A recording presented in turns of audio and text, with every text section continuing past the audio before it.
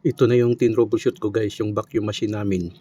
Nagkakaroon ng problema, nagkakaroon ng oil leakage.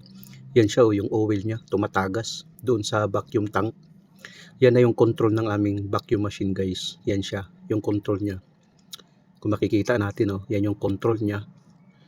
Yan siya guys. Tapos yan naman yung vacuum pump motor namin. Yan siya. Ano yan, made in German yung makina na yan guys. Yan naman yung oil storage niya, oil tank. Yan siya guys. Matagal na rin ang machine na yan, almost more than 10 years na rin yung vacuum machine na yan. Tapos yan yung sa oil niya guys, kung makikita natin naubusan na siya ng oil. So kailangan na talaga yan, lagyan ng oil. Pero nagtataka ko bakit tumatagas. Nung nilalagyan ko ng oil guys, nung pinapatakbo ko, hindi naman siya tumatagas. Para sa inyo guys sa mayroong experience sa ganitong vacuum machine, bakit siya tumatagas guys ang oil na hindi naman siya leakage? Nung nilagyan ko ng oil na yan, nilagyan ko siya, yung oil na yan ano yan, special na oil yan para sa vacuum, fluid 100.